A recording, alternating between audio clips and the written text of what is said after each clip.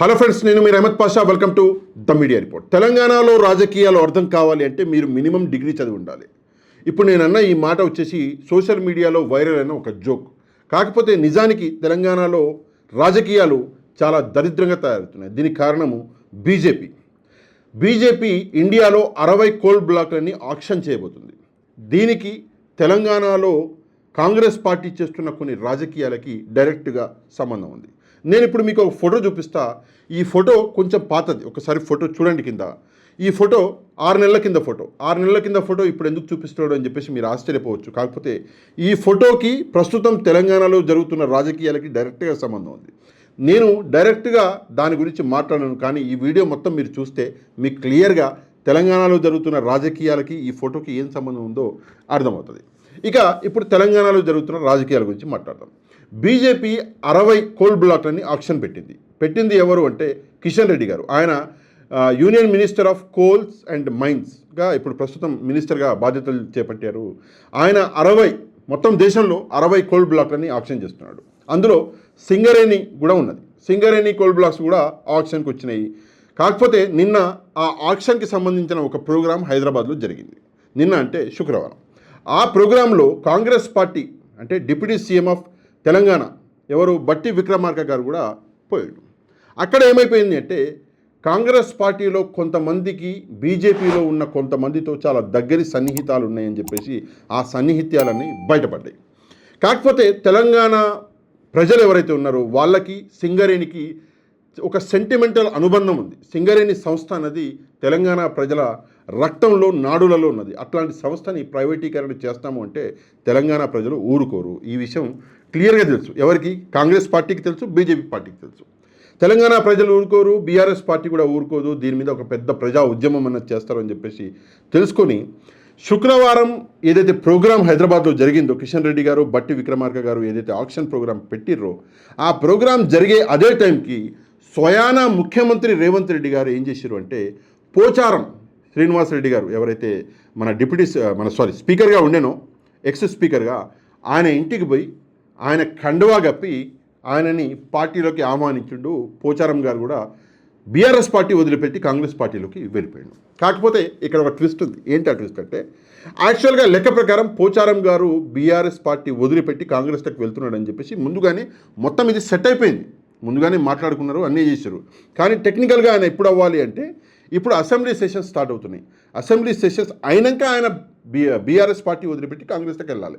ఇది ప్లాన్. కాకపోతే అక్కడ కోల్ అన్న ఆక్షన్ జరుగుతుంది. ఆ ఆక్షన్ మీద తెలంగాణ ప్రజలు తిరగబడతారు.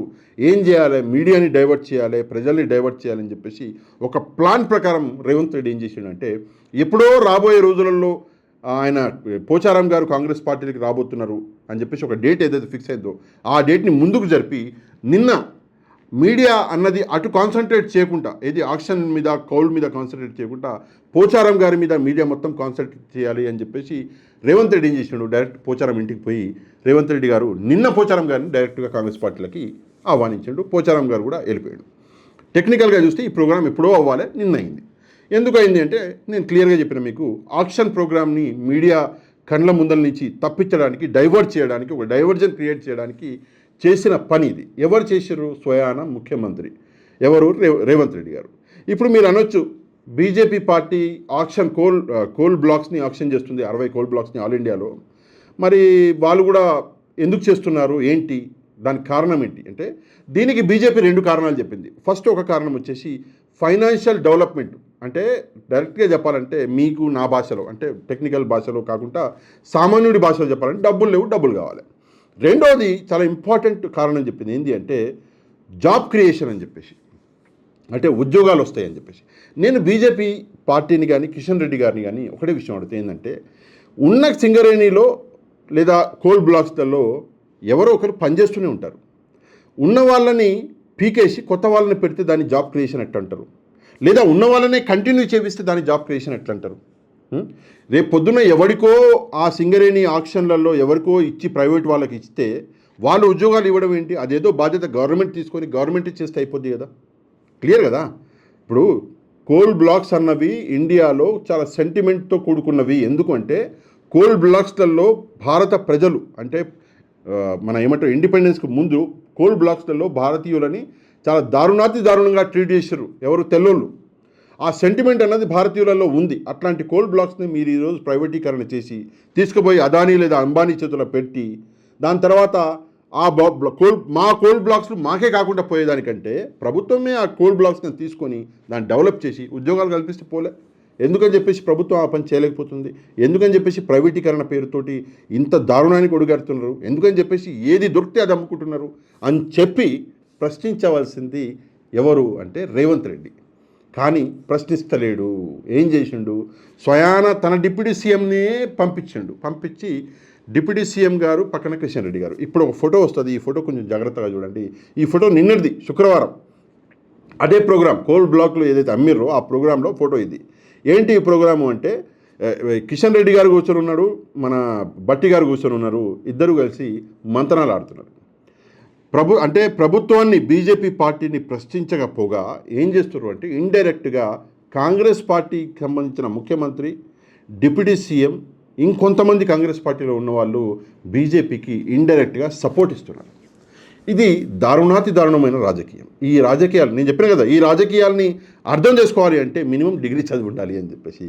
కాకపోతే ఈ రాజకీయాల్ని కేసీఆర్ గారు ఎప్పుడో ఛేదించాడు. అంటే ఇంతకుముందే ఈ ప్రపోజల్ అన్నది వస్తే దాన్ని నో, సింగరేణి బ్లాక్స్ని ప్రైవేటీకరణ చేయడానికి మేము ఒప్పుకోము, అయితే పెద్ద జనాందోళన చేస్తాం, ప్రజాందోళన చేస్తాము, ప్రజల్ని కూడగడతాము, సింగరేణి అన్నది మా సెంటిమెంటు, మీరు ఎట్లా సింగరేణి బ్లాక్స్ని అమ్ముతారు, ప్రైవేటీకరణ చేస్తారు అని చెప్పేసి అప్పుడు కేసీఆర్ గారు పెద్దగా ధ్వజమెత్తిండు. అక్కడికక్కడ అది మొత్తం అణిగిపోయింది. ఇప్పుడు మళ్ళీ బ్లాక్స్ని అమ్ముతాము అని చెప్పేసి మళ్ళీ చెప్తున్నాడు. సింపుల్గా చెప్తే ఈ బ్లాక్స్ని అమ్మడానికి మెయిన్ కారణం ఏంటంటే, అంటే ఇండైరెక్ట్గా కొంతమంది చెప్తున్న కారణం, ఇది నేను చెప్తున్నదో మీరు చెప్తున్నదో కాదు, ఇండైరెక్ట్గా కొంతమంది చెప్తున్నది ఏంటంటే ఎలక్షన్లలో కొంతమంది బీజేపీకి సపోర్ట్ చేశారు ఫైనాన్షియల్గా, డబ్బులు ఎలక్షన్లలో. ఆ కొంతమందిలో అదానీ ఉండొచ్చు, అంబానీ ఉండొచ్చు, ఇంకేదో ఆని ఉండొచ్చు. ఎలక్షన్లలో డబ్బులు ఇచ్చి బాగా సపోర్ట్ చేశారు, హెలికాప్టర్లు ఇచ్చారు, ఫ్లైట్లు ఇచ్చారు, అన్నీ వాళ్ళు ఇచ్చారు. కాబట్టి ఇప్పుడు వాళ్ళకేదో మంచి చేయాలి, బీజేపీ మంచి చేయాలి అంటే ఏం చేయాలి అంటే ఈ కోల్ బ్లాక్స్ అని తీసుకుపోయి ఆ బిజినెస్ మ్యాన్లకు కట్టబెట్టాలి. అట్లని చెప్పేసి అదాని డైరెక్ట్గా ఈ కోల్ బ్లాక్ని కొనడు. ఏదో థర్డ్ పార్టీ ఏదో చిన్న కంపెనీకి ఇస్తాడు, ఆ కంపెనీ కొంటది. కానీ ఆ కంపెనీ డైరెక్ట్గా ఏంటంటే రేపో ఎల్లుండో సంవత్సరానికో 10 ఏళ్లకో డైరెక్ట్గా వచ్చేసి అదాని గ్రూపులని మర్జ్ అవుతుంది. ఇది అందరికీ తెలుసు, బిజినెస్ మ్యాన్లు చేసే పెద్ద ఇది కుట్ర ఇది. కాకపోతే నేను ఒకటే విషయం చెప్తాను ఏంటంటే, తప్పకుండా తెలంగాణ ప్రజానీకం దీని గురించి అర్థం చేసుకోవాలి, మేల్కొని మన ఏమంటారు గర్వం సింగరేణి అంటే జస్ట్ ఒక కోల్ బ్లాకే కాదు. సింగరేణి అంటే ప్రతి తెలంగాణ వాసి ఒక సెంటిమెంట్. ఆ సెంటిమెంట్ని మనం కాపాడుకోవాలి అంటే తప్పకుండా సింగరేణి ఏదైతే ప్రైవేటీకరణ ఉందో దీనికి వ్యతిరేకంగా ప్రతి తెలంగాణ బిడ్డ నిలబడాలి. ఎందుకంటే ఈరోజు మీరు నిలబడకపోతే రేపు పొద్దున ఇంకా అమ్ముతారు. మన చేతిలో ఏముండదు. ఓ తట్ట చిన్న బుట్ట 2 చేతులు పెట్టేసి పొండ్రా బాబు పొండి, అదే బ్లాకులలో రండి, రోజుకో 400, 300, 500 ఇస్తాము అని చెప్పేసి మన రాష్ట్రంలో మనల్నే ఢిల్లీ లేబర్లను చేస్తారు. ఆ స్థితి రావద్దు అంటే తప్పకుండా ఫస్ట్ సింగరేణి గురించి అర్థం చేసుకోండి. ఈ పాటికి మీకు అర్థమయ్యే ఉంటుంది నేను ఎందుకు ఆ ఫస్ట్ ఫోటో అన్నది అదానీ గారిది, రేవంత్ రెడ్డిది పెట్టినా మీకు అర్థమయ్యే ఉంటుంది అని నేను అనుకుంటున్నాను. ఇక అర్థం కాకపోతే నేను చేసేది ఏముండదు. తప్పకుండా ఈ వీడియోని వైరల్ చేయండి. వైరల్ చేయాలి అంటే 2 పద్ధతులు. ఒకటి, ఈ వీడియోని లైక్ చేయాలి. 2, ఈ వీడియోని మ్యాక్సిమం మీ వాట్సాప్ గ్రూపులలో, సోషల్ మీడియా గ్రూపులలో షేర్ చేయాలి. ఈ వీడియోని వైరల్ చేయండి. మన తెలంగాణ ప్రజలకు కూడా అర్థమవుతుంది అసలు జరిగేది విషయం ఏంటి అన్నది. తప్పకుండా మన ఛానల్ని సబ్స్క్రైబ్ చేసుకోండి. నెక్స్ట్ వీడియోలో మళ్ళీ కలుద్దాం. అంతవరకు థ్యాంక్ యూ వెరీ మచ్. జై హింద్.